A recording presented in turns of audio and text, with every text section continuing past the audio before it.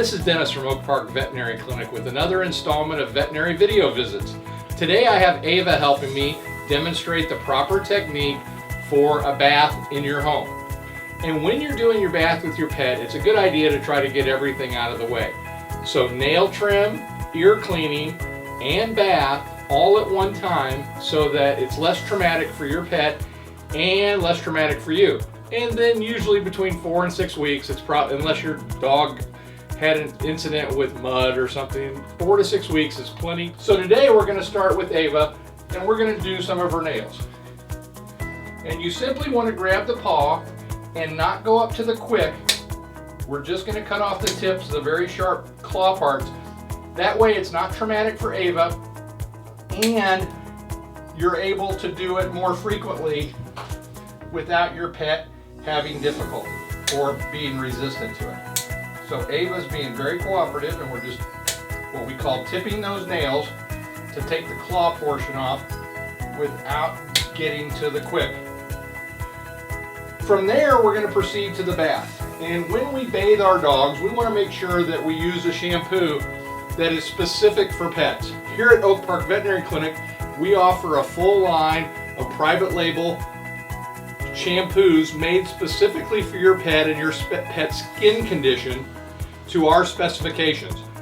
Ava doesn't need anything special, so we're going to use our basic aloe and oatmeal shampoo, which has a soothing to the coat and cuts down on the amount of dander or flaking that might occur. And then we're going to follow that up after the bath with a good ear cleaning using our Oak Park Veterinary Clinic ear cleaning solution with cucumber melon for a nice fresh clean smell in the ears. So we're going to get started first developing the right temperature for Ava's bath.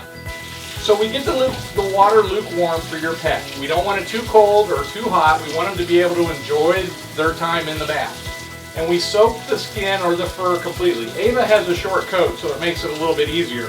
Your pet with longer coats, you'll need some more time to get that water to soak in all over the body.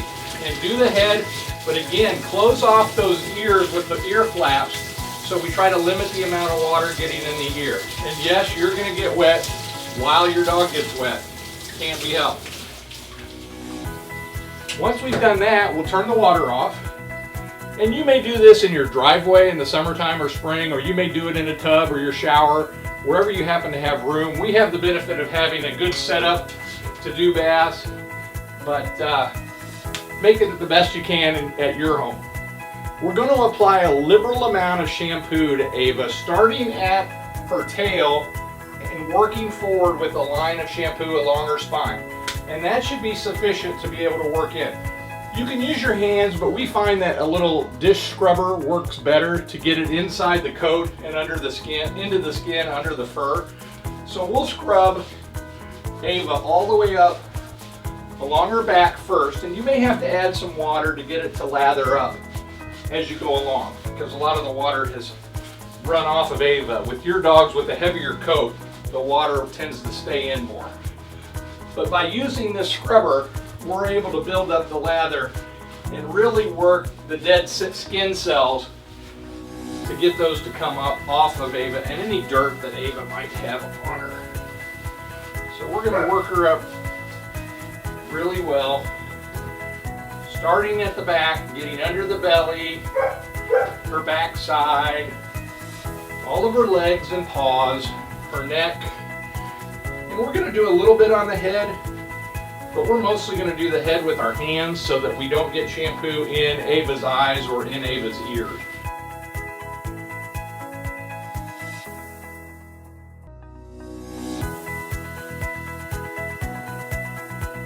Once you have your pet fully lathered with shampoo, you want it to sit for 3 to 5 minutes. Some shampoos have ingredients in them to help with skin support. You want to make sure that that gets down to skin level and has a chance to work on your pet. This particular shampoo doesn't have those properties, but it does allow it for any kind of dirt that's built up on the skin to loosen up. If we simply put the shampoo on and immediately rinse it off, we don't get a good cleaning, so 3 to 5 minutes is sufficient. So now that Ava has sat for 3 to 5 minutes, we'll rinse the shampoo off. Again, we'll be using lukewarm water, same temperatures we had before, to make sure Ava doesn't mind being in the tub. We don't want to create any situation where she's resistant to her next bath. And that's the same for you at home. And we want to make sure we're rinsing her to the point that the water coming off of her is totally free of any kind of soap residue whatsoever. We don't want to leave any soap on. That seems like an easy thing to do, but it's going to take a little bit of rinsing to make sure you get it all off all parts of the body.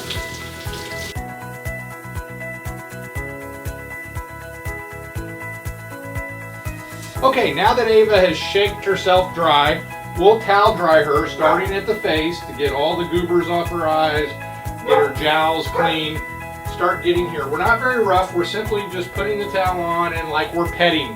There's no reason to be extremely rough in the towel drying. And we just work over the entire body to remove all the excess water, let the towel just soak it up. Ava's very easy, most of it runs off of her, but your dogs with longer fur will have more water that you'll have to towel dry off.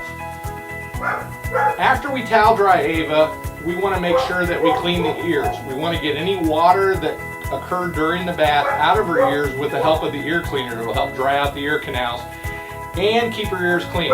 We've shown you how to clean ears in a previous video, but we'll do this real quick here so you know that it's part of a bath. We take our ear cleaner and we shake it up good and make sure it's a good mix. And we'll take the first ear of Ava's and we'll squirt that down in the ear canal. And it's really, and she'll shake. It doesn't matter how much we get in there because we're going to get it all out anyway.